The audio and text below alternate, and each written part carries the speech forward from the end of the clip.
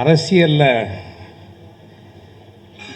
பொதுவாக தமிழ்நாட்டில் ஒரு கட்சியில் இருந்தால் இன்னொருத்தர் கட்சியில் இருக்கிறவங்கள நேருக்கு நேர் பார்த்துட்டா பாவி கட்சி மாற்றம் பற்றியா இடம் போடுறான் பற்றியான்னு சொல்லக்கூடிய காலகட்டத்தில் நான் இந்த மேடையில் நிற்கிறேன்னா அதுக்கு காரணம் ஆரம்பத்திலேருந்தே நான் விசுவாசி அல்ல, நான் ஒரு நேர்மையானவன், அவ்வளோதான்.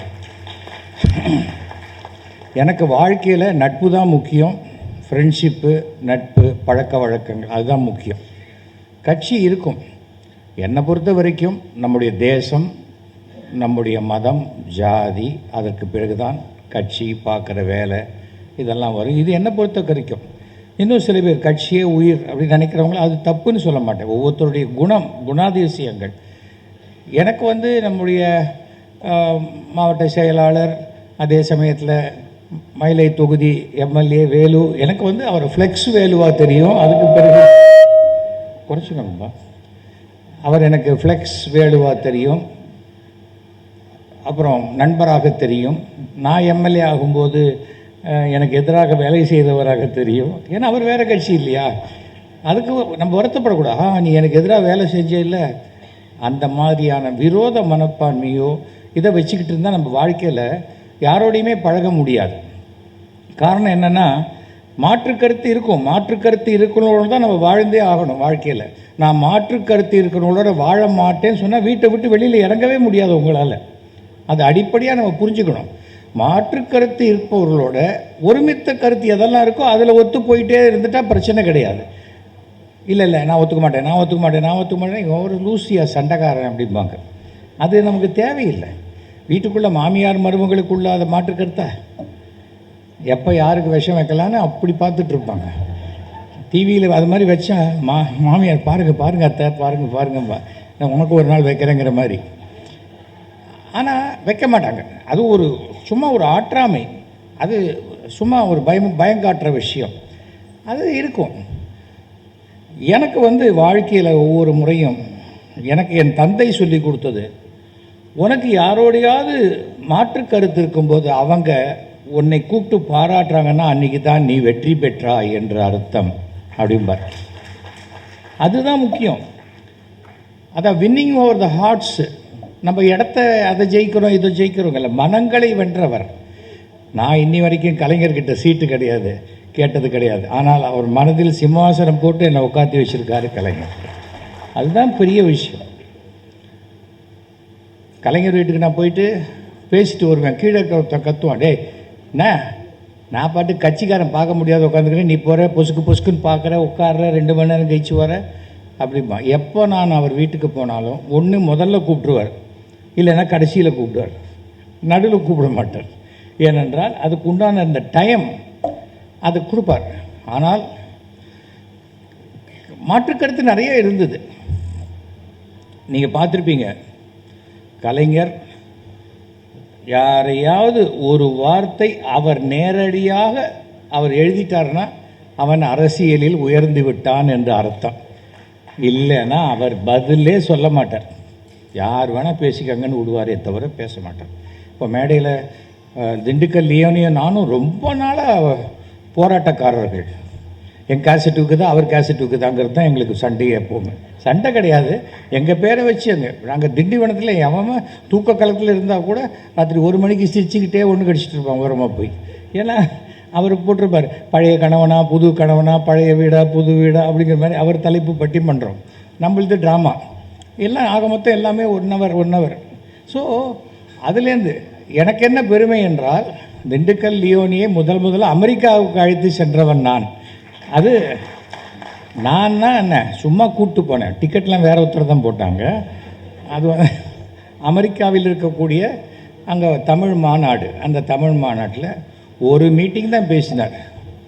அதுக்கு பிறகு அத்தனை மீட்டிங் ஃபிக்ஸ் ஆகிடுச்சு அவருக்கு. ஏனென்றால் அந்த இன்டர்நெட் ஸோ நீ ஃபிக்ஸ் பண்ணி கடைசியில் ஒரு சுற்றி பார்க்கணுங்கிற கேப்பெல்லாம் பேசும்போதே அப்படியே பார்க்க முடியாயிடுச்சு. ஏன்னா அந்த மாதிரி ஒரு டூர் பண்ணார். அது என்னன்னா, முதல்ல ஒரு அறிமுகம், அதற்கு பிறகு தன் திறமையினால் வளர்ந்தவர் அவர். அதுக்காக வந்து இல்லை அவர் பேசுறது எனக்கு பிடிக்காது, அந்த கருத்தை நான் ஏற்றுக்கலன்னே விட்டுரு, ஃப்ரெண்டாக இருந்துட்டு போ, அவ்வளோதான். நான் இன்றைக்கும் நான் ஃபுல் வெஜிடேரியனோட என்னால் முனியாண்டி விலாஸில் உட்காந்து வெஜிடேரியன் சாப்பிட முடியும். எனக்கு எந்த விதமான எதுவும் கிடையாது. நான் என் தட்டில் இருக்கிறத சாப்பிட போகிறேன், அவங்க தட்டில் இருக்கிறத சாப்பிட போகிறேன். அதில் என்ன இருக்குது? இந்த மனோபாவம் இருந்தால் தான் தமிழ்நாட்டில் இப்போ கொஞ்சம் கொஞ்சமாக அரசியல்லையும் அது மாறிக்கிட்டு வருது. ரகசியமாக சந்திக்கிறதெல்லாம் தாண்டி ஒரு ஃப்ரெண்ட்ஷிப்பாக இருக்கிறதுல தப்பு இல்லை. ஏன்னா எனக்கு என் கொள்கை, உனக்கு உன் கொள்கை அப்படின்னு. எனக்கு கலைஞரை 1980 தெரியும். இங்கே நிறைய பேர் அதுக்கு முன்னாடி அப்புறம் தான் பார்த்துருப்பீங்கன்னு நினைக்கிறேன். 1980 முதல் சினிமா நடிக்கிறதுலேருந்து ராமநாராயணனுக்கு நான் ரொம்ப நெருங்கிய நண்பர். ஸோ ராமநாராயணன் எப்பவும் கலைஞரை கூப்பிட்டு தான் ஃபஸ்ட்டு ப்ரொஜெக்ஷன், ஃபஸ்ட் காப்பின்னு போடுவாங்க. அப்போல்லாம் சில சமயம் டபுள் பாசிட்டிவ் போட்டு காட்டுவாங்க. இவர் கரெக்ஷன் சொல்லுவார், என்ன இப்படி இருக்கக்கூடாது, அப்படி இருக்கலாம் அப்படிம்பார். உடனே அதை கரெக்ட் பண்ணுவார். அப்போது அதோடு இருந்து பார்க்கக்கூடிய பாக்கியம் எனக்கு கிடைச்சிருக்கு. எந்த ஒரு விஷயமா இருந்தாலும் பார்த்த உடனே ஒரு கரெக்ஷன் சொல்லக்கூடிய அளவுக்கு ஒரு நாலேஜ்னா மிக அசாத்தியமான ஒன்று. அரசியலில் மத்திய அரசு, மாநில அரசு, பஞ்சாயத்து அத்தனையிலையும் வெற்றி கொடி நாட்டிய ஒரு மிக பெரும் ராஜதந்திரி என்றால் அது கலைஞர். அதில் மாற்று கருத்தே கிடையாது. சில பேருக்கு பிடிக்கலாம், சில பேருக்கு பிடிக்காமல் இருக்கலாம். அன்றைக்கி என்னுடைய அஸ்ட்ராலஜர் சொல்கிறார், கலைஞர் இறந்து போன போது என்ன சார் இப்படி ஆயிடுச்சு அப்படின்னு. பரவாயில்ல, எப்படி இன்னும் 100 வருஷத்துக்கு மேலே அவரை பற்றி தான் பேசுவாங்க அப்படிங்கிறாங்க.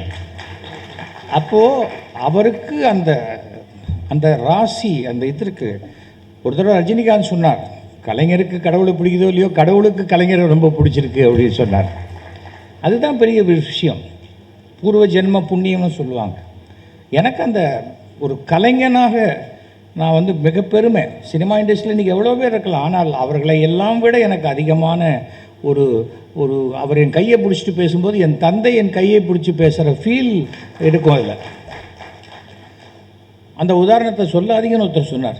எனக்கு நான் ஃபீல் பண்ணுறதை சொல்ல தான் சொல்லுவேன். இதில் என்ன தப்பு இருக்குது அப்படின்னு. எல்லாவற்றுக்குள்ளேயும் ஒரு ஜாதி, ஒரு இது எல்லாத்தையும் கொண்டு போயிட்டே இருக்க வேண்டியதில்லை. நான் இந்த சுகபிரம்ம மகரிஷி அப்படின்னு ஒரு கடவுளை நான் கும்பிடுவேன். நீங்களே பார்த்துருப்பீங்க, என்னுடைய தொலைக்காட்சி தொடரெல்லாம் வரும். நான் முதல்ல கலைஞரை பார்க்கும்போது இதை கொடுத்தேன். என்னது இது அப்படின்னு கேட்டார். இவர் தான் வியாசருடைய மகன், பிரம்மாவுடைய பேரன். இவர் தான் வெங்கடாஜலபதிக்கு குபேரன்கிட்டேருந்து பணம் கடன் வாங்கி கொடுத்தவர். கிளி முகத்தோடு இருக்கார். கிளி முகத்தோடு இருக்கா, இதே மாதிரி முகத்தோடு ஒரு பொண்ணு வந்தால் கல்யாணம் பண்ணிப்பீங்களா நீங்கள் அப்படின்னு கேட்டார். இல்லை, ஒரு பொண்ணு வந்தது, பக்கத்து வீட்டுக்கு வரும்போதே மூக்கு எங்கள் வீட்டில் இடிச்சுது, அதனால் நான் வேறு பொண்ணு பார்த்துட்டேனா அப்படின்னு. ஆனால் அவர் ஒரு விஷயத்தை சொன்னால், எதிராளி ஒன்று சொன்னால் அதை ரசிக்கக்கூடிய ஒரு விஷயம். சட்டசபையில் ஒரு தடவை நான் சொல்கிறேன், சட்டமன்றத்தில் அபிராமபுரத்தில் நிறையா பிளாட்ஃபாரம் கடைகள்லாம் இருக்குது, எடுக்கவே முடியல. நான் அபிராமபுரம் போலீஸ் ஸ்டேஷனில் கூட சொன்னேன், அப்படியும் எடுக்க முடியல. எனக்கு அப்புறம் தான் தெரிஞ்சது அவங்கெல்லாம் பழம்பெரும் காவலர்களாக இருக்காங்க அப்படின்னு சொன்னேன்.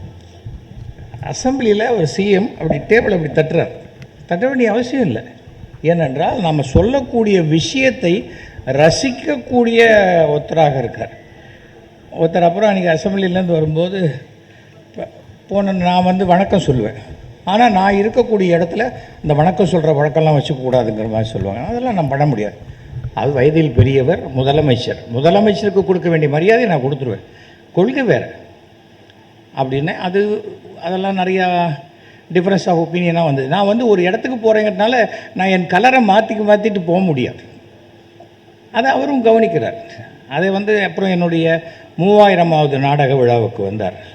3000வது நாடக விழாவுக்கு அதை பேசுகிறார். 3500வது நாடக விழாவுக்கு கலைஞர் மூப்பனார் 1996 வந்தார். பேசுகிறாருன்னா, இவர் ஒரு நாடகம் போட்டிருக்காரு சேகர், அது தத்துப்பிள்ளைன்னு பேர். ஆனால் அது ஒரு சமுதாய விஷயங்கள்லாம் வச்ச ஒரு தத்துவ பிள்ளையாக நான் பார்க்குறேன். இது எனக்கு ரொம்ப பிடிச்சிருக்கு. இந்த நாடகம்ல எல்லா நாடகத்துலேயும் அவர் பல செய்திகளை சேகரித்து சொல்கிறனால தான் அவரை சேகர்னு கூப்பிட்றாங்கன்னு நினைக்கிறேன். அதாவது ஒரு விஷயங்களை பார்க்கும்போது நான் அப்போ இந்த சாவணி ரிலீஸ் பண்ணுறேன். இந்த புக்கு ரிலீஸ் பண்ணி ஒரு 15 நிமிஷம் கழித்து கலைஞர் பேசுகிறார். அதுக்கு முன்னாடி அவர் சொல்லும்போது சொல்கிறாரு, இந்த குழுவோட பேரை பார்த்தா கூட நாடக பிரியான்னு வச்சுருக்காங்க. இப்போல்லாம் நாடகத்தை ஃப்ரீயாக கொடுத்தா தான் வருவாங்கங்கிறதுக்காக இப்படி வச்சுருக்காங்க போல் இருக்குது. இல்லை ஃப்ரீயாக கொடுக்குற நிலைமை ஆயிடுச்சாங்கிற ஆதங்கத்தில் வச்சாரா தெரியல அப்படின்னு. அதாவது ஒரு வார்த்தையை எப்படி தமிழ் என்றால் அதுக்கு கலைஞர்னு இன்னொரு பெயர் தான், இல்லை மாற்று கருத்து கிடையாது. ஒரு தடவை நானே என் ஃப்ரெண்ட்ஸ் எல்லாம் போயிருந்தோம். அவரை பார்க்கும்போது, நேற்றுக்கு ஏதோ நூல் வெளியிட்டீங்களாமே அப்படின்னு என்னை கேட்டார். நான் தான் டெய்லி நூல் வெளியிட்டுருக்கேன் அப்படின்னு. அதுதான் எனக்கு தெரிஞ்ச விஷயமாச்சே, நீங்கள் தான் ஊர் அறிஞ்சவராச்சே அப்படின்னார் அவர். அப்போ தான் எந்த ஊர் நீங்கள் அப்படின்னார். தஞ்சாவூர். அதான் காவேரி, இப்படி தான் பேசுவோம் அப்படின்னார். அதாவது அந்த ரசிக்கக்கூடிய தன்மை சாதாரணமாக எல்லாருக்கிட்டையும் அமையாதுங்க. அது நான் ஒன்று சொல்லுவேன், மற்றவங்க சிரிக்கணும். ஆனால் மற்றவங்க சொன்னால் நான் கோவப்பட்டுருவேன், என்னை சொல்லக்கூடாது அப்படிங்கிற மனோபாவம் தான் அதிகாரத்தில் இருப்பவர்களுக்கு இருக்கும். வாயா என்ன விஷயம் அப்படிங்கிற அது சொல்லும்போதே அவர் எதிராளியை தன் பக்கம் இழுத்து பக்கத்தில் உட்காந்து வச்சிருக்கக்கூடியவர். இப்போ பேசும்போது சொன்னாங்க, அதாவது மாற்றான் தோட்டது மல்லிகைக்கும் மனம் உண்டு அப்படின்னு. நான் அதிமுகவில் இருக்கும் பொழுது தமிழ்நாட்டு சரித்திரத்திலேயே திமுக பொதுக்குழு அட்டன் பண்ண ஒருத்தன் நான் தான். அப்போ தான் சொன்னேன், அதாவது மாற்றான் தோட்டத்து மல்லிகைக்கு மனம் உண்டு, ஆனால் நீங்கள் வேரோடு பிடிங்கி கொண்டு வந்து வச்சிடுறீங்கன்னு எனக்கு இப்போ தான் தெரியும் அப்படின்னு சொன்னேன். கலைஞர் என்றைக்குமே எந்த பிரச்சனையும் இல்லாமல் 100 ஆண்டு வாழ வேண்டும் என்று எல்லாம் வல்ல இறைவனை வேண்டுகிறேன் அப்படின்னு. இறங்கி வந்தோடனே ஒரு மினிஸ்டர் சொல்கிறார், சார் அதெல்லாம் நம்ம கட்சியில் கிடையாது. இல்லை சார், நான் வேறு கட்சி கூப்பிட்டாங்க வந்தேன் அப்படின்னு. எதுக்காக சொல்கிறேன்னா, மனசார நான் விருப்பப்படுறது தானே நான் சொல்ல முடியும். சரி சார், நான் நாளையிலேருந்து மாற்றிக்கிறேன்னா அது ஒரு போலித்தனமாக இருக்கும். அதில் இந்த சாவணியர் கொடுத்துருக்கோம். சாவணியர் ரிலீஸ் பண்ணுறார். ஸ்டேஜில் ரிலீஸ் பண்ணி 15 நிமிஷம் கழித்து கலைஞர் பேசுகிறார். அப்போ அதுக்கு முன்னாடி மூப்பனார் பேசுகிறார். எஸ் வி சேகர் 3500 நாடகம் போட்டிருக்காரு, அவர் 35,000 நாடகம் போடணுன்னு நான் ஆசைப்பட்றேன் அப்படின்னு வாழ்த்துறேன் அப்படின்னார் மூப்பனார். கலைஞர் வந்தோடனே மூப்பனார் எஸ் வி சேகர் 35,000 நாடகம் போடணுன்றாரு, அதை நான் ஏற்றுக்க மாட்டேன். அவர் 3,50,000 ட்ராமா போடணும், அதை விட நான் அதிகமாக வாழ்த்துறேன் அப்படிங்கிறார். அப்போ சொல்லும்போது சொல்கிறார், எஸ் வி சேகர் கேள்வி பதில் போட்டிருக்காங்க, அதில் எனக்கு ரொம்ப பிடிச்ச 2 கேள்வி பதில். மாடர்ன் ஆர்ட் பற்றி என்ன நினைக்கிறீங்கன்னு ஒரு கேள்வி, அதுக்கு தம்பி சேகருடைய பதில், மூளை இல்லாதவங்க கூட மாடர்ன் ஆர்ட் வரைஞ்சிடலாம், ஆனால் அதை ஒரு புத்திசாலியால் தான் விற்க முடியும். இது எனக்கு ரொம்ப பிடிச்ச பதில் அப்படின்னார்.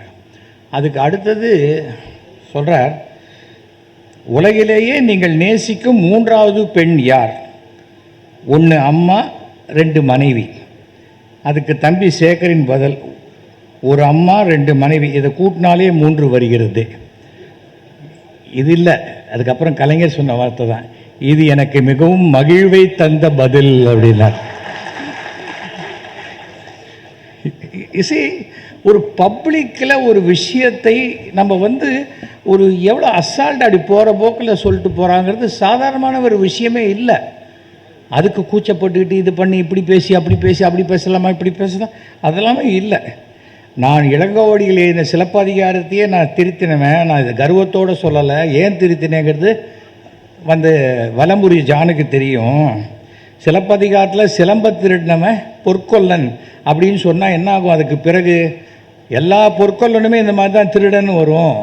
அது இருக்கக்கூடாதுங்கிறதுக்காக நான் என்ன பண்ணினேன், அதை ஒருத்த எடுத்து கொண்டு வந்ததை கொற்கலங்கிட்டேருந்து மாற்றி அவங்ககிட்டேருந்து வாங்கினதை அதை திருடி இந்த மாதிரி கொண்டு வந்தது ஒரு அரண்மனை அதிகாரின்னு நான் மாற்றினேன். ஏனென்றால் எந்த ஒரு இனத்திலையும் ஒரு தனி நபர் செய்யக்கூடிய ஒரு விஷயத்தை அந்த இனத்தின் மேல் உண்டான பழியாக மாற்றக்கூடாது என்பதற்காக.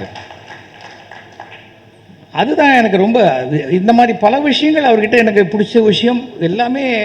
அது ஒன்று சொல்லிட்டு போனால் நிறையா இருக்குது. ஏன்னா இங்கே இதில் ஹைலைட் ஸ்பீக்கர் நம்முடைய திண்டுக்கல் லியோனி. ஏன்னா என்ன இருந்தாலும் ஒவ்வொரு தடையும் ஃபஸ்ட்டு டைம் நான் அவரை பார்த்தது 1984 உலகத்தமிழ் மாநாடு மலேசியாவில் நடக்குது. அப்போ போனேன். அப்போ தத்தோ சாமிவேலுன்னு அமைச்சர், கலைஞர் மேலே அப்படியே அவரே தான் இன்னொரு கலைஞராகி விட வேண்டும் என்ற ஒரு எண்ணத்திலேயே இருக்கக்கூடிய ஒரு மலேசிய தமிழ் மந்திரி அவர். அங்கே தான் ஒரு 3 days கலைஞரோடு நெருங்கி பழகக்கூடிய விஷயம் கிடைச்சிது. நான், ஜெமினி கணேசன், சாருஹாசன், அவர் நிறைய பேர் பயந்துட்டு போகல. ஏன் போகலன்னு தெரியாது, அது வேறு ட்ராக். அங்கே போனோம். அந்த டயத்தில் கேஷுவலாக ஒருத்தர் ஏதாவது ஒன்று சொன்னால் அதுக்கு வர பதில் இருக்குது பாருங்கள், அசாத்தியம். அந்த டைமிங்லாம் அது ஒரு கடவுளுடைய அருள். அது சாதாரணமான ஒரு விஷயமே கிடையாது. ஒருத்தர் PhD படிச்சிருக்காங்க, MSc படிச்சிருக்காங்க, அது படிச்சிருக்காங்க, இது படிச்சிருக்காங்க. அவர் என்ன படித்தாலும் தெரியாது. உலகத்தை படித்திருக்கிறார், அப்படியே இலக்கியத்தை படித்திருக்கிறார். எல்லாத்தையும் தாண்டி தனக்கு எதிரே உள்ள அனைத்து மனிதர்களையும் படித்திருக்கிறார். அந்த படிப்பு தான் அவருக்கு எல்லாத்துக்கும் அந்த ரெஃபரன்ஸ். அது ரொம்ப ரொம்ப ஆச்சரியமான ஒரு விஷயம். 1989 நான் சுயேட்சையாக நிற்கிறேன் மயிலாப்பூரில். அப்போது என்னுடைய நண்பர் ராமநாராயணன் இதில் காரைக்குடியில் திமுகவில் நிற்கிறார். அப்புறம் ராமநாதபுரத்தில் ராஜேந்திரன், அவரும் DMK நிற்கிறார். நான் இங்கே மாங்கோலையில் ஓட்டு கேட்டுட்டு எல்லாத்துலேயும் பேசிவிட்டு மயிலாப்பூரில் 2 நாள் நடுவில் போயிட்டு அங்கே போய் பேசிட்டு வந்தேன். அதுக்குள்ளே குமுதத்தில் போட்டாங்க SV சேகர் ஸ்லீப்பர் செல்லுன்னு. ஸ்லீப்பர் செல்கிற வார்த்தை எத்தனை வருஷம் முன்னாடி நம்மளால் வந்திருக்கு பாருங்கள்.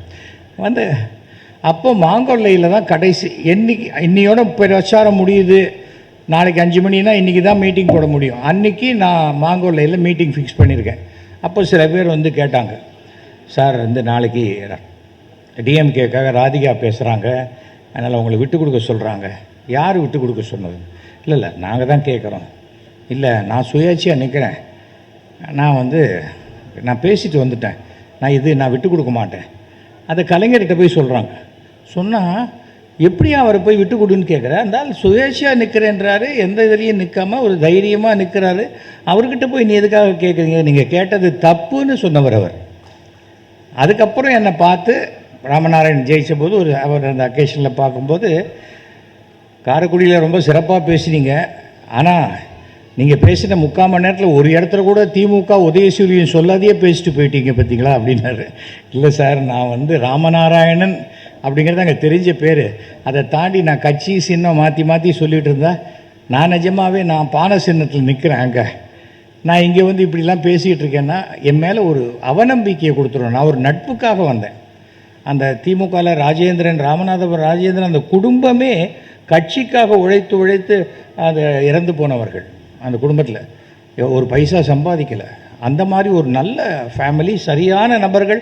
ஒவ்வொரு முறையும் அதுக்கு பிறகு அந்த ராஜேந்திரன் இறந்து போன பிறகு அவருடைய மனைவி பவானி ராஜேந்திரனுக்கு சீட் கொடுத்தாங்க.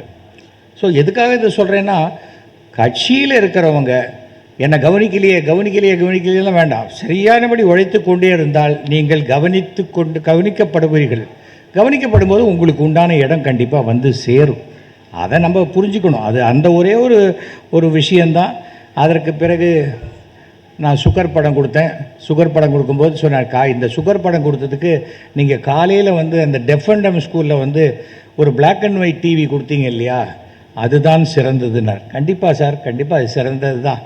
ஆனால் இது நீங்கள் நல்லா இருக்கணுங்கிறதுக்காக கொடுக்குறேன். உடனே எனக்கு இந்த நம்பிக்கைலாம் கிடையாது, நான் வாங்கிக்க மாட்டேன் சொல்லவே இல்லை. அதை வாங்கி வைத்து கொண்டார். ஏனென்றால் நேராக பார்க்கும்போது எந்த எதிராளி மனசும் புண்படக்கூடாது என்பதில் 100%. எனக்கு அதெல்லாம் தான் பிடிச்சிது கொஞ்சம் கொஞ்சமாக. ஏன்னா அவர் ஏன் எனக்கு வேணாம்ப்பா, எனக்கு நம்பிக்கை இல்லைன்னு சொல்லிட்டா நம்ம என்ன பண்ண முடியும்? யாராவது இருக்கட்டுமே, ஒரு புக்கு கொடுக்குறோம், எனக்கு எதுக்குப்பா புக்கெல்லாம், எனக்கு வேணாம்ப்பா அப்படின்னா என்ன பண்ணுவீங்க? அங்கேயே போட்டு வருவோமா? பண்ண முடியாதுல்ல. அதே போல் இது ஒன்று ஒரு பெரிய ஒரு விஷயம். 3500வது நாடக விழாக்க நான் எப்படி தெரியுமா டேட் வாங்கினேன்? கலைஞரை போய்த்து ஃபிக்ஸ் பண்ணணும்னு டிசைட் பண்ணிட்டோம். கலைஞர் எப்படி பார்க்குறது, என்ன பார்க்குறது அப்படின்னு என் ஃப்ரெண்டு சொன்னான். காலத்தில் 5 மணிக்கு போ, அறிவாலயத்தில் வாக்கிங் போயிட்டுருப்பார் அப்படின்னு. நான் கரெக்டாக ஒரு 5:15 மணிக்கு போயிட்டேன். வாக்கிங் போகும்போது பாதியில் அப்போ தான் முடிச்சுட்டு வரேன். ரெண்டு தடவை முடிச்சு வரார். சார் வணக்கம் சார், என்னப்பா இங்கேயா காலங்காத்தால் அப்படின்னார்.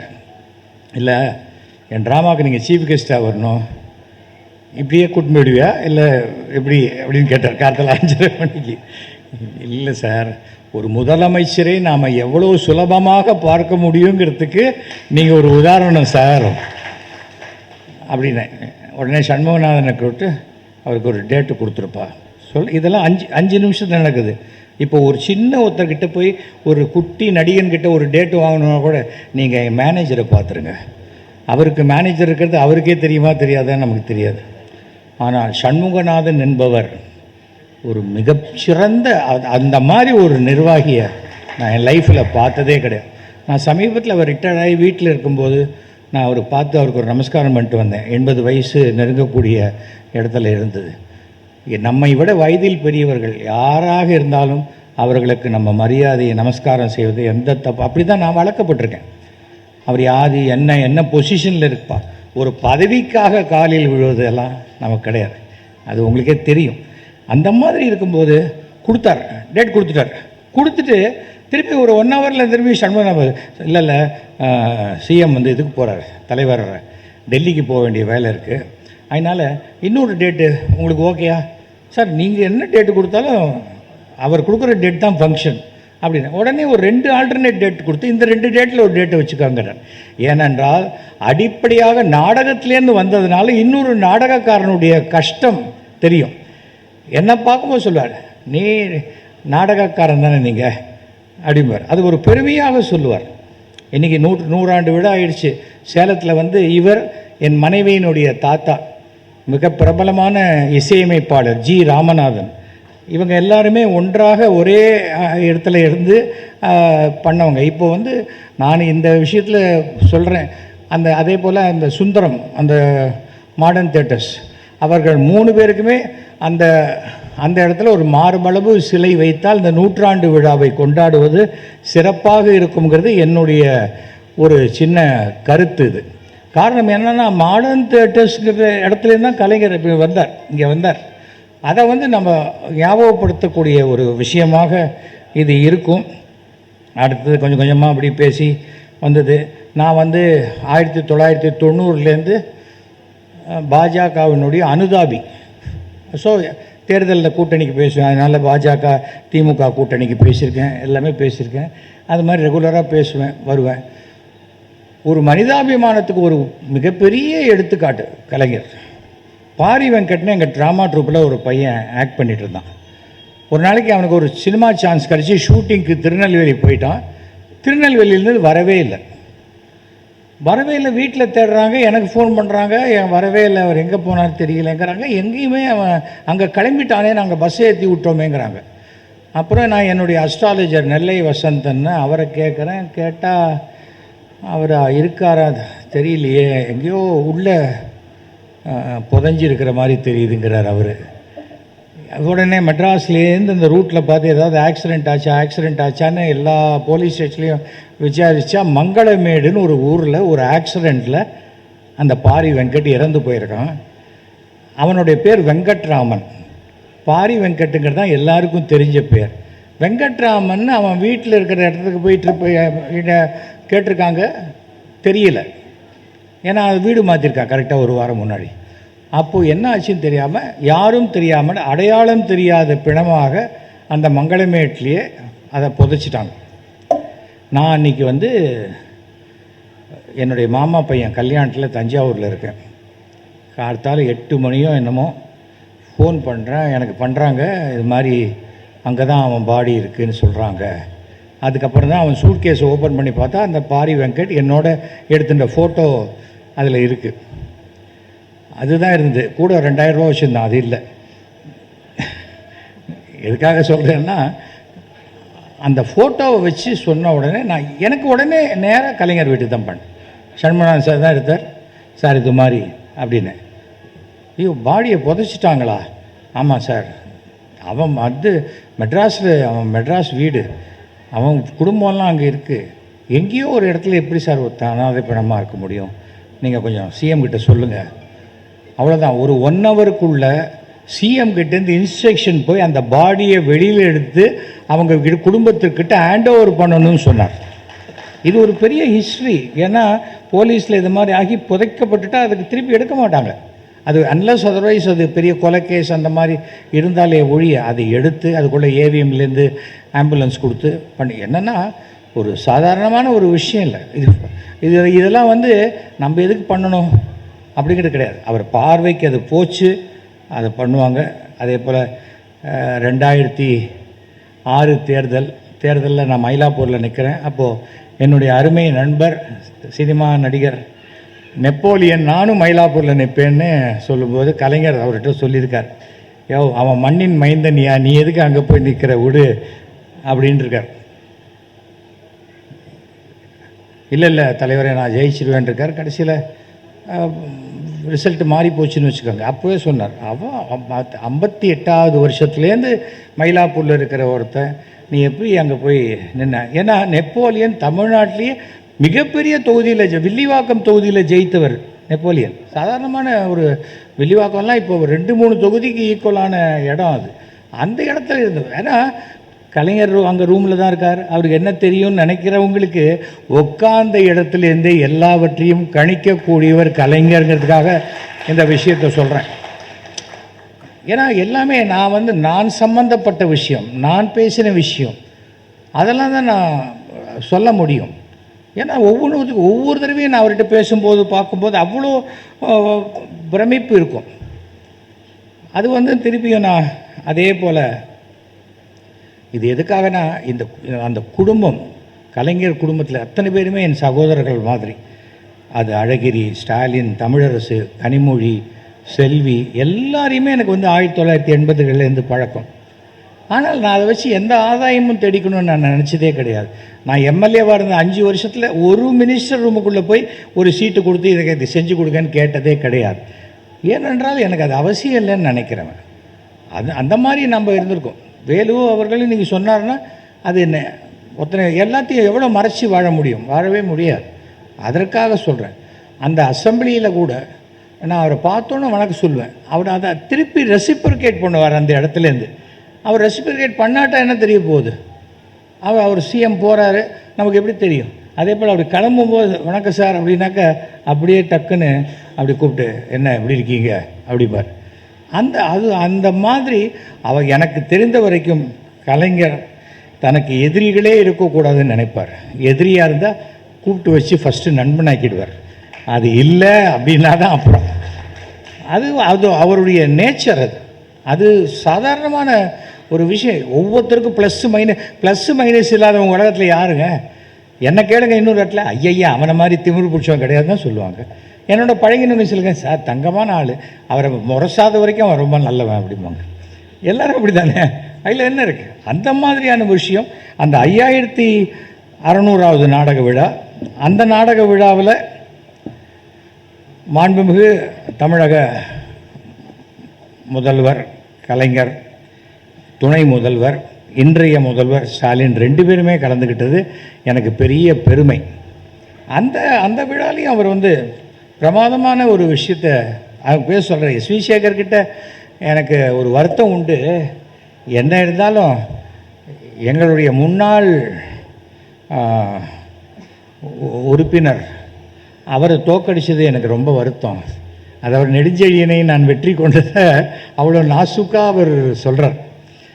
அது அந்த மாதிரி ஒரு சில விஷயத்தை சொல்லும்போது என்ன சொல்கிறார் அப்படின்னு யோசிக்க தோணக்கூடிய அளவுக்கு தான் சொல்லுவார். படாருன்னு போய் இது எனக்கு தெரியுமா அப்படிங்கிற மாதிரிலாம் சொன்னதே கிடையாது.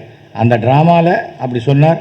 அப்போ தான் எனக்கு சொன்னார், எஸ்வி சேகர் நல்ல தமிழ் நாடகங்கள் போடுகிறார் என்பதுக்கு எனக்கு ரொம்ப மகிழ்ச்சி அப்படின்னார். அதுக்கு அடுத்த வருஷம் என் பொண்ணுக்கு டாக்டர் சீட்டு வாங்கிறதுக்காக மார்க்கு கொஞ்சம் குறைச்சலாக தான் வாங்கியிருந்தா. அப்போ அவர் ஆலியூர் ரோட்டில் இருந்தார். நான் போனேன். அப்போது சாப்பிட்டுட்ருக்கார். வாங்க சாப்பிட்றீங்களாண்ணே? இல்லை சார் நீங்கள் சாப்பிடுங்க, சாப்பிட்டோன்னே பேசுகிறேன்னு. என்ன விஷயம்னா, என் பொண்ணுக்கு ஒரு டாக்டர் சீட்டு வேணும். மார்க்கு பார்த்தார், ரொம்ப குறைச்சலாக இருக்கே அப்படின்னா. அதனால தான் நான் உங்ககிட்ட வந்தேன், இல்லாட்டா நான் காலேஜ்லேயே வாங்கிக்க மாட்டேன்னா அப்படின்னு. இந்த வாய் தாங்க உங்களுக்கு அப்படின்னார். சொல்லிவிட்டு, சார் மெடிக்கல் இல்லாட்டா கூட பரவாயில்ல சார், அட்லீஸ்ட் வெட்டினரி டாக்டர் ஏதாவது கொடுங்க அப்படின்னேன். ஏன் வெட்டினரின்னா? ஆடு மாடு தானே, பலின்னு நினச்சிக்கலாம், மனுஷனுக்கு பதிலாக அப்படின்னேன். அப்புறம் இல்லை அவர் ஒன்றும் சொல்லலை. சார் நீங்கள் வேணால் தமிழறிஞர் கோட்டாவில் கொடுங்களேன் அப்படி. தமிழறிஞர் கோட்டாவா? யாருக்கு? உங்களுக்கா அப்படிங்கிற அவருக்கே சிரிப்பு வருது. நான் சொன்னேன், இல்லை நீங்கள் தான் போன சாவணி இதில் எனக்கு எழுதி கொடுத்துருக்கீங்க, இவர் வந்து போடுவது சிறந்த தமிழ் நாடகம்னு இருக்கீங்க, அப்போ நீங்கள் தானே எழுதி கொடுத்துருக்கீங்கன்னு. சில சமயம் நான் தெரியாதனமாக அப்படி எழுதிடுவேன் அப்படின்றார். அப்போ கூட நான் சொன்னேன், உங்கள் மேலே நான் கோச்சிக்க மாட்டேன், நான் வந்து உங்கள் கட்சி உறுப்பினர் கிடையாது, கட்சி தொண்டன் கிடையாது, ஒரு முதலமைச்சரை நம்ம பார்க்க முடியுமா, அது பார்த்துட்டோம், நீங்கள் முண்டு இல்லைன்னு சொல்லிட்டீங்க, அதனால் நான் கோவப்படவே மாட்டேன், ஏனென்றால் அவன் குறைச்சலாம் மார்க் வாங்கியிருக்கா. ஆனால் அஸ்ட்ராலஜர் சொன்னார் இவர் டாக்டர் ஆகிடுவான் அப்படின்னு. அவர் எப்படி ஆவார் அப்படின்னார், தெரியல. கடைசியில் பார்த்தா என்னுடைய டாக்டர் வந்து டாக்டரேட் இன் டைப் 2 டயபிட்டிஸ் ஆகி டாக்டரேட் வாங்கி ஒரு டாக்டர் அனுராதா சேகரா இன்றைக்கி அமெரிக்காவில் செட்டில் ஆகியிருக்காங்க. எதற்காக சொல்கிறேன், ஒன்று நடக்கணும் என்றால் அது கண்டிப்பாக நடக்கும். அதுபோல் ஒவ்வொரு விஷயங்களும் அவர்கிட்ட அவர் கூர்ந்து கவனிப்பார். சாதாரணமாக பேசுகிற மாதிரி தான் இருக்கும், பேசிகிட்டே 4 பேர்கிட்ட பேசுவார், டக்குன்னு ஒருத்தர்கிட்ட பதில் சொல்லுவார். அந்த மாதிரியான ஒரு விஷயங்கள் கிடைக்கவே கிடைக்காது. அந்த சமயத்தில் தான் அந்த 5600வது நாடக விழாவில் நம்முடைய இன்றைய முதல்வர் அவரும் அதில் பேசுகிறார்.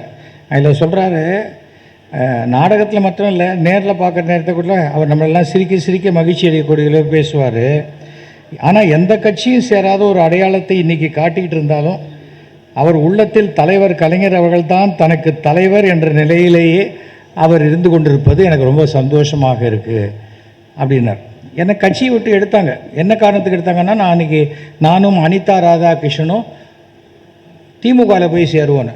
அனிதா ராதாகிருஷ்ணன் சேர்ந்தார், நான் சேரலை. ஏனென்றால் எனக்கு டக்குன்னு ஒரு கட்சி மாறி மாறி போகிறது எனக்கு விருப்பம் இல்லை. அதுக்கு பதிலாக எந்த கட்சி, எப்போ நான் மயிலாப்பூரில் நான் எம்எல்ஏ இல்லை, எனக்கு மயிலாப்பூரில் வேலை ஆகணும், வேலை ஆகணுந்தோ எம்எல்ஏ இருக்கார் வேலு, அதுக்கப்புறம் என்ன வேணும், அவ்வளோதான். எம்பி இருக்காங்க தமிழச்சி, அவ்வளோதான். அதுதான் எல்லா இடத்துலையும் நானே இருக்கணுங்கிற அவசியம் எனக்கு கிடையாது. அதை வந்து நன்றாக புரிந்து கொண்டதுனால அவர் பேசினார். அப்படிப்பட்ட ஒவ்வொரு விஷயத்தையும் பார்த்திங்கன்னா அவரை பற்றி நான் சொல்கிறதுனா சொல்லிகிட்டே போகலாம், எவ்வளோ விஷயங்கள் அப்படி இருக்கக்கூடிய விஷயங்கள். ஆனால் அவர் என்னை பாராட்டினதில் வந்து ஹையஸ்ட்டு வந்து அந்த ஒரே ஒரு இதுதான், அந்த 5600வது நாடக விழா அன்றைக்கி வந்து சாயங்காலம் 6 மணிக்கு ஆரம்பிக்கணும். அப்போ கொஞ்சம் ஹெல்த் அவருக்கு கொஞ்சம் இதுவாகிடுச்சு. அவர் சொன்னார், அதை பார்ப்பா, என்னால் 3 மணி நேரம்லாம் உட்கார்றது ரொம்ப கஷ்டம் அப்படின்னாங்க. சார் நீங்கள் ஒன்று பண்ணுங்கள் சார், நீங்கள் ஒரு 2 மணி நேரம் ரிலாக்ஸ்டாக ட்ராமா பாருங்கள், 1 மணி நேரம் ஃபங்க்ஷன், கரெக்டாக நீங்கள் 6 மணிக்கு வந்தீங்கன்னா 8:58க்கு நான் உங்களை விட்டுடுறேன் சார் அப்படின்னு. அன்றைக்கு மிகப்பெரிய ஒரு அரசியல் கடுமையான ஒரு சூழ்நிலை. முதன்முறையாக கலைஞர் 6 மணிக்கு வர வேண்டியவர் 6:58க்கு தான் ஹாலுக்குள்ளே வரார். வந்த உடனே, என்னப்பா நான் லேட்டாக வந்துட்டேனேப்பா அப்படின்றார். பரவாயில்ல சார், சொன்னபடி நான் உங்களை விட்டுறேன். நாங்களே எங்கள் ட்ராமாவில் ஒரு பாலிசி வச்சுருக்கோம், நாங்கள் எவ்வளோ லேட்டாக ஆரம்பித்தாலும் கரெக்டாக இதுக்கு முடிச்சிடுவோம் அப்படின்னு. எப்படி அப்படின்னார். உட்காருங்க என்ன, உட்கார சொல்லிட்டு அப்படி கை காமிச்சேன். ட்ராமா ஆரம்பிச்சது. அந்த 2 மணி நேர நாடகத்தை அப்படியே பேசிகிட்டே இருக்கும்போது 1 மணி நேர ட்ராமாவாக சுருக்கி ட்ராமாவை முடிச்சிட்டேன். கரெக்டாக 7:58க்கு முடிச்சுட்டேன். அவர் மேடைக்கு வந்துட்டார், வந்து பேசுகிறார்.